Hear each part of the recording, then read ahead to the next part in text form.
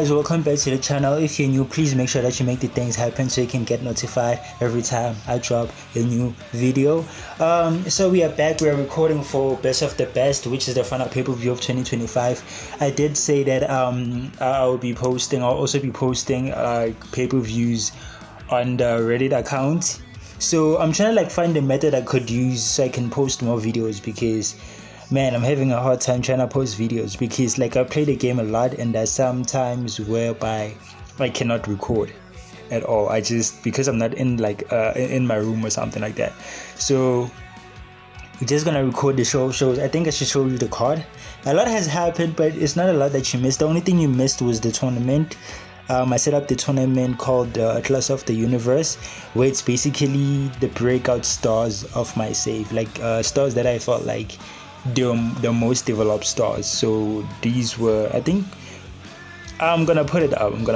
But then it was Guadalupe, it was Mustafa Vesi, it was Jinbao, Paxton Payne, Watson, Aaron Brooke, David Geller, I think, and there's someone I'm forgetting. Jordan Porter. They participated in it, and Jordan Porter and Guadalupe won because he needed that win, man. I feel like he's the most developed superstars, and he's like a main eventer now. You can see him up there with the NATOs and Trey Mending. So last pay-per-view of the year, completion battle royale, guys. I really wanted to record a battle royale so you guys can see how I booked the royale, but then it was long. I'm sure it was close to an hour or something like that. So I was like, no, we're not doing that. I don't want my videos to be long right now, so I'm just trying to keep them short, at least 30 minutes max. So Indemnity, I posted Indemnity, and we are at Best of the Best. The show shows. What I can tell you is a lot has happened, but then what I can tell you is the winner of the completion battle royale this year was Spencer Vanzant. Alex White, Trey Mending defended his championship against Alex White. Alex White got injured. Azofia had this match with Derek DeRossi. They ran it back, and we had this. This is what we had. It's not a lot that you missed. Indemnity is just a filler. It's just a filler pay-per-view. There's not a lot that happened. It was just the only thing that was important was just the tournament finals. Jinbao versus Guadalupe, they were in the finals, so that was the important thing. Guadalupe won the finals, and Jinbao was upset about it. So this is something this is gonna be a future storyline, because these two stars are from PGPX, and that are biggest stars. It's Guadalupe is the biggest face. Jinbao is kind of the biggest heel right now.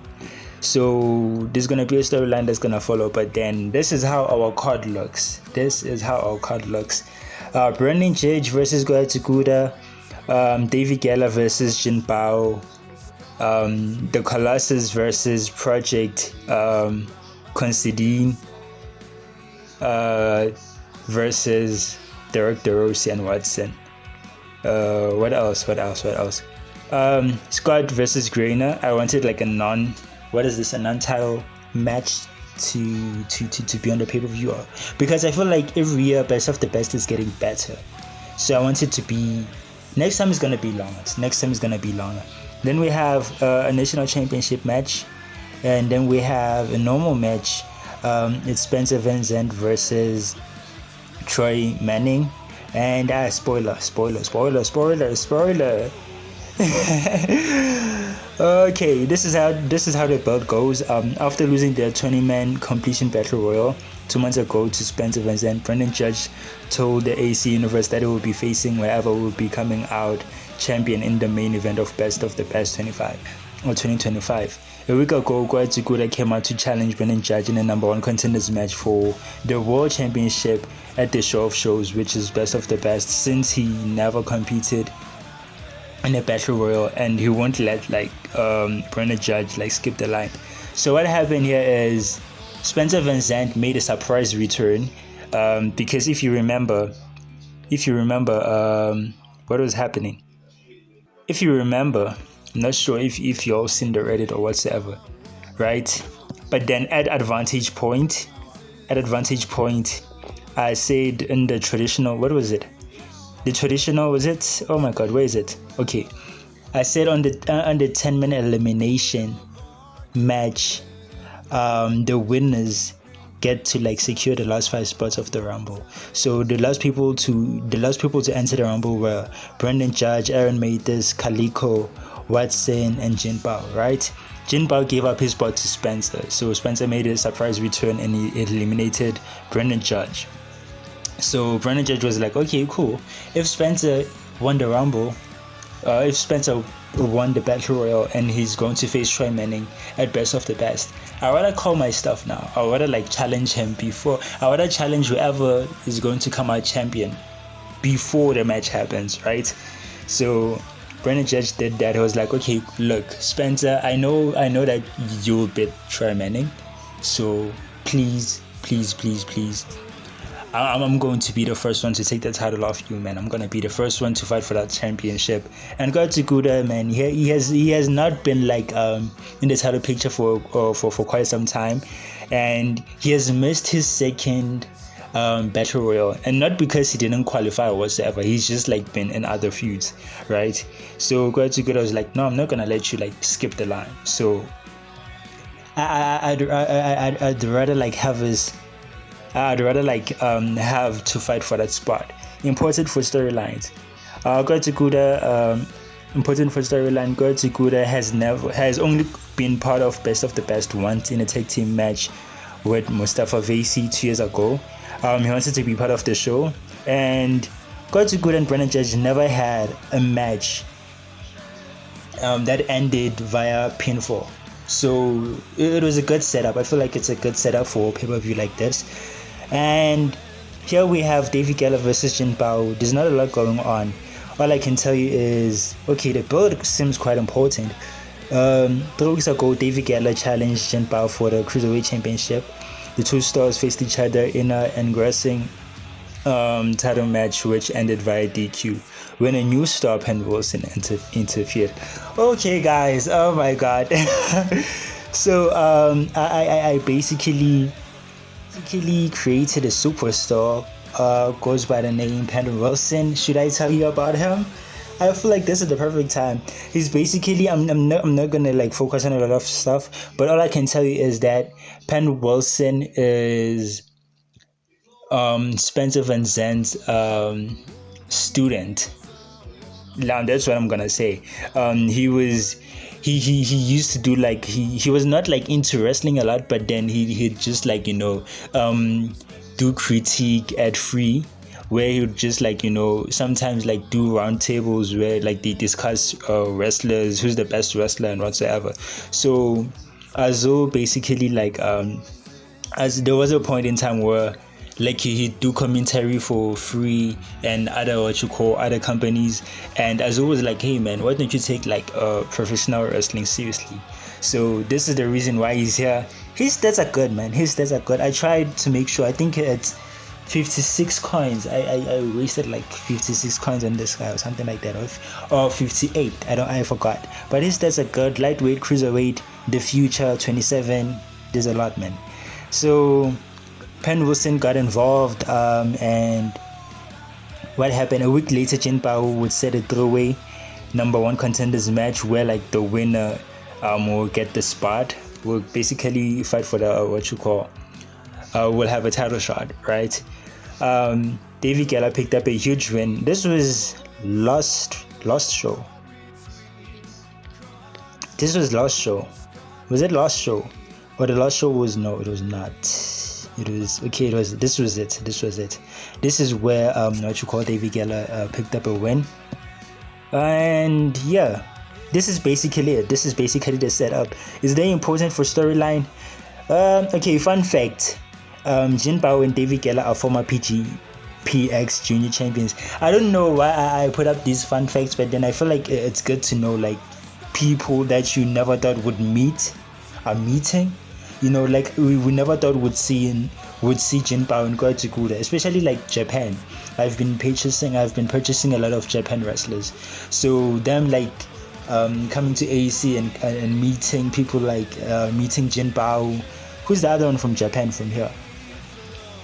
it's kind of cool. It's kind of cool, like that wrestlers coming out. They're coming out different federations, coming to ASE.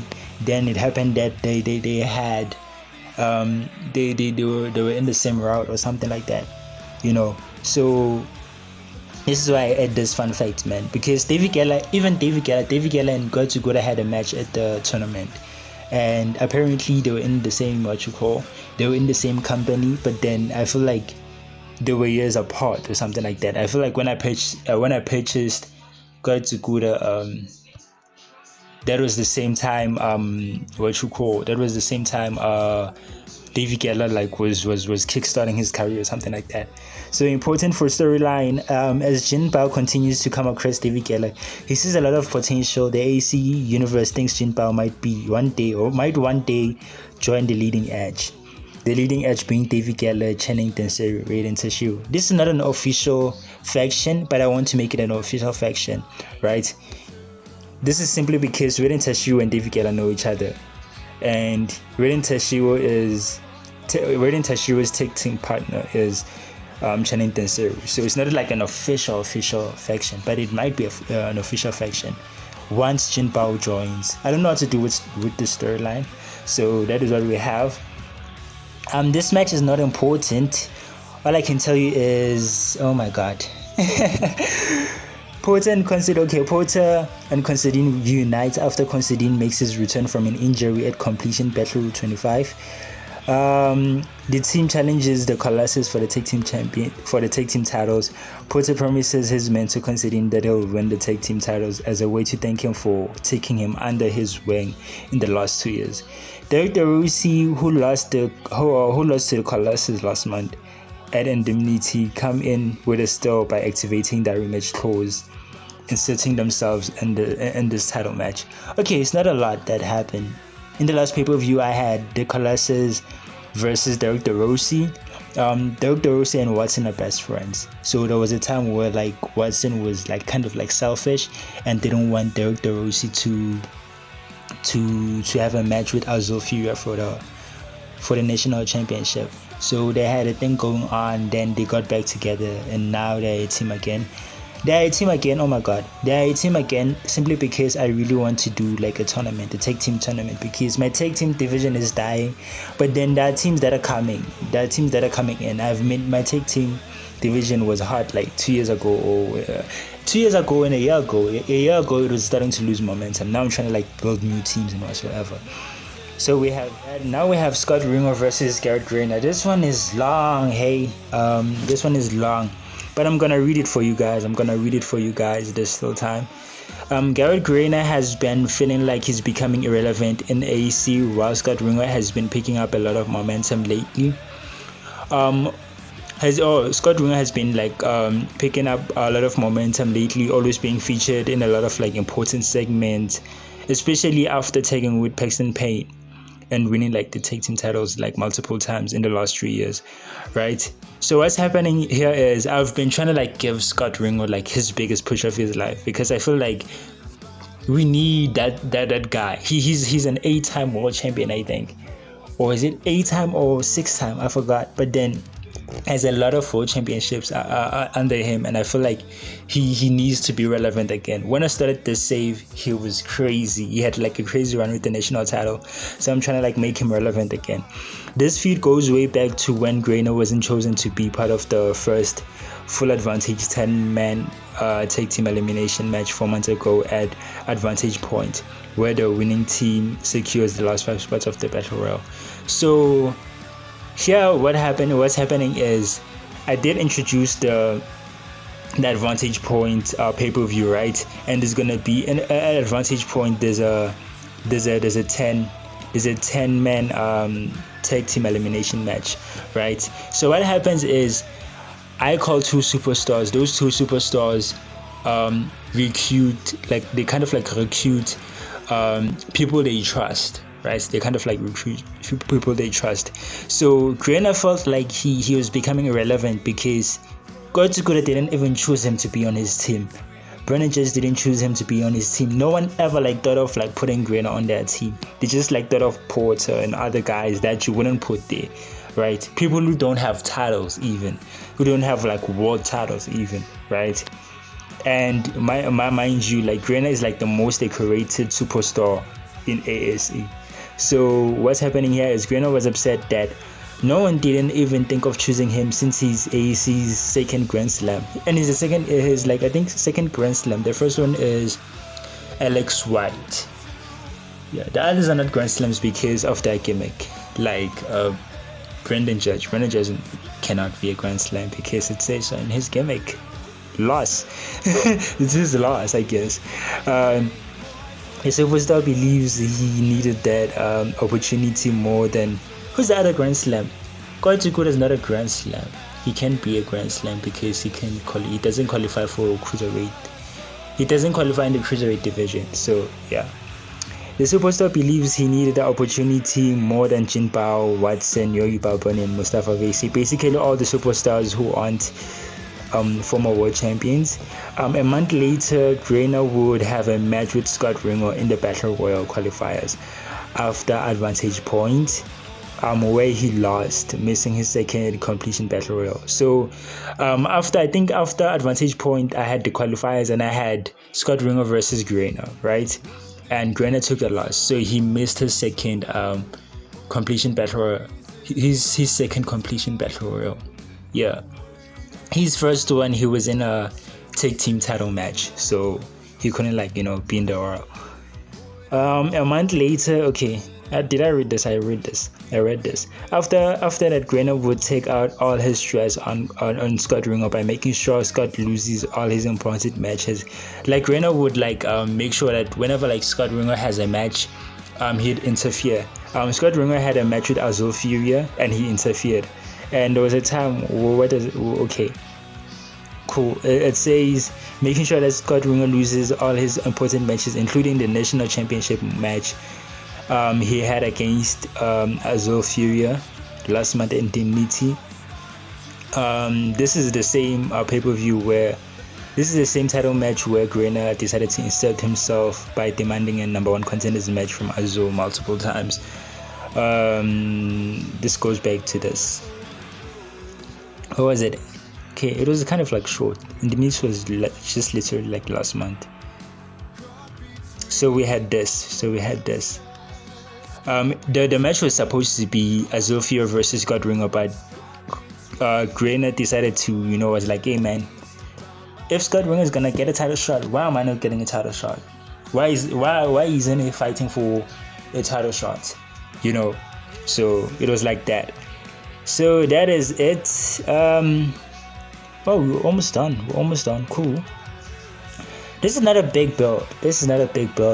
Azulfia versus Mustafa Vesi, the build is not so much. After Azulfia defended his national championship last month against Scott Ringo and Garrett Grena, Mustafa would come out to challenge Azulfia for the national championship. The two superstars have faced each other multiple times for the national championship. Mustafa just wants to run it back, for one more time to beat his ex-stable member /idol. So what you need to know is Azul is under this faction, right? He's under Spencer's faction. Okay, this is not official. Penn Wilson being under the corporate ladder is not yet official, but it's building towards it. But this is the corporate ladder, right? Mustafa was in this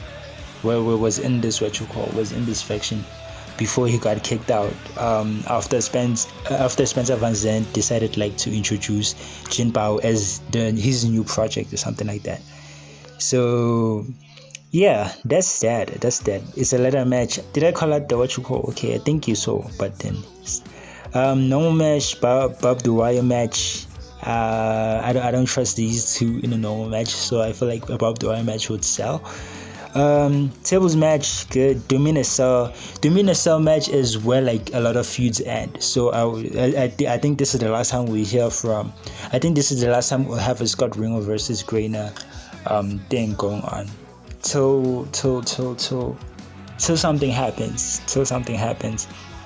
Azulfia Mustafa ladder match. Mid-card titles. When it comes to mid-card titles, the cruiserweight is always the ladder match. But in this situation, I decided to give it to the national championship because I trust, as a figure, I trust Mustafa Vacy. Spencer Vanzant versus Trey Mending, the match of the night, baby. Trey Mending versus Spencer Vanzant World Championship match. 3 months ago, Jinbao, Spencer Vanzant's protege, won the traditional full advantage 10-man tag team elimination match at Advantage Point pay-per-view, where the winners basically secured the last 5 spots of the Battle Royal.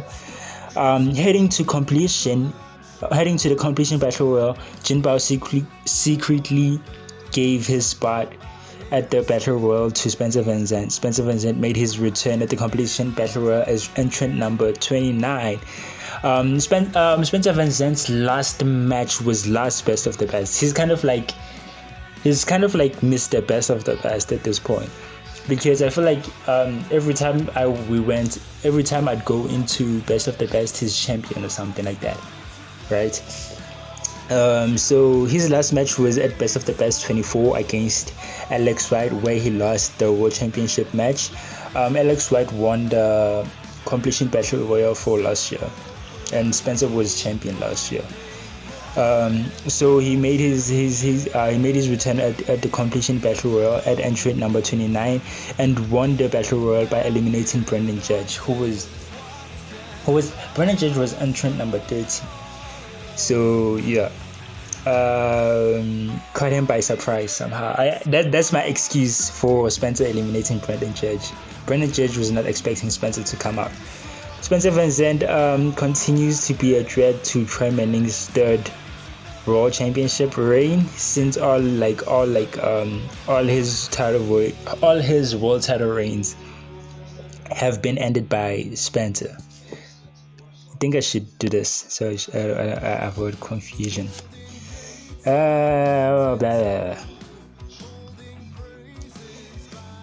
This becomes the third time these two main event Best of the Best. The last time they faced each other, cool. The last time they faced each other was the last time they faced each other one-on-one was 2023 Best of the Best.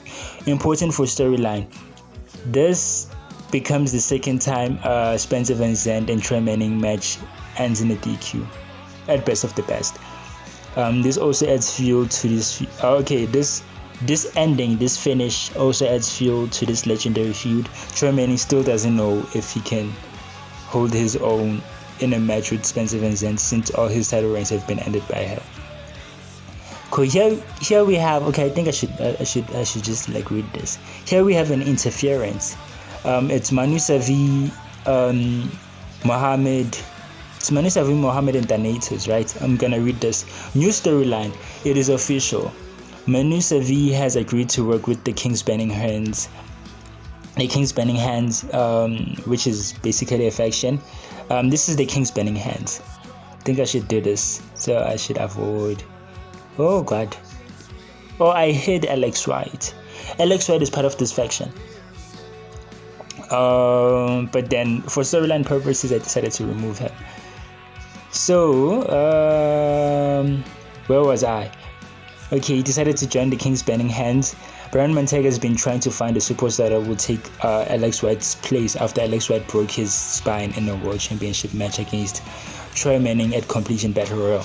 So, what's happening here, guys, is that I think it was at Completion, the main event of Completion, it was Alex White versus Trey Mending, right? Alex White basically broke his spine, right? Did I read this thing? Okay, no.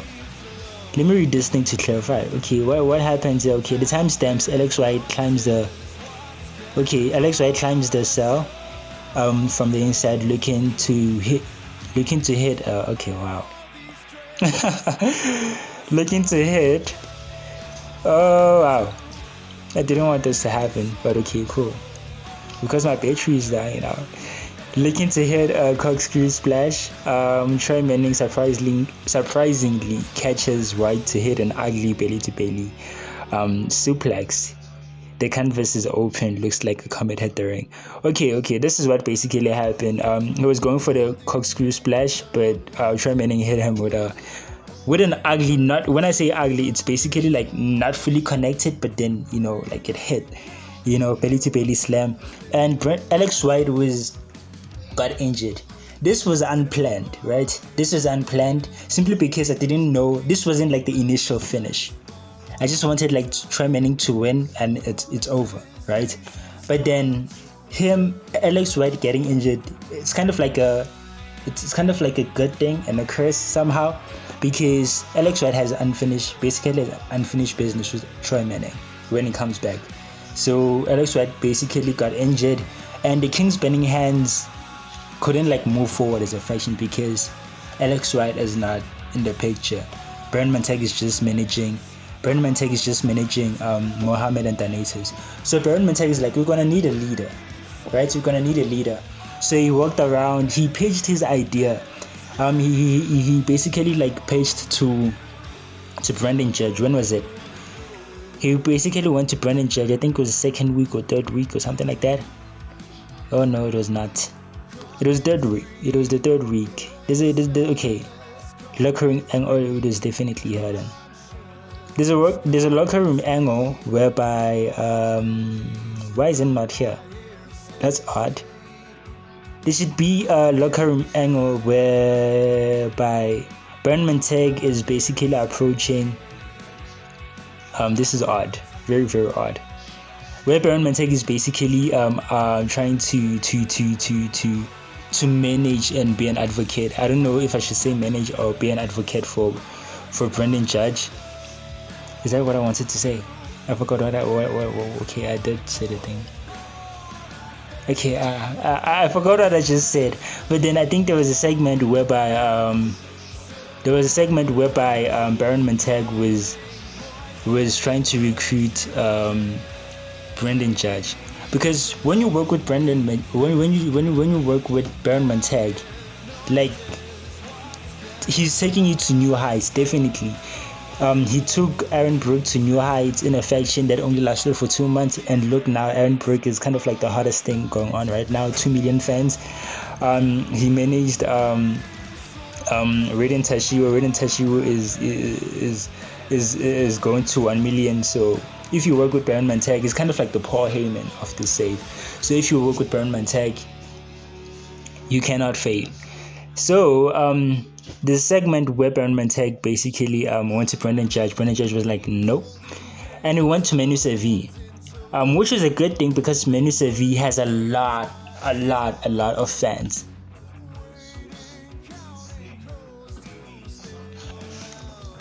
And Menu Sevi has a lot of fans. He has like a lot of fans. 2022, I think it was 2022, we had like the best year.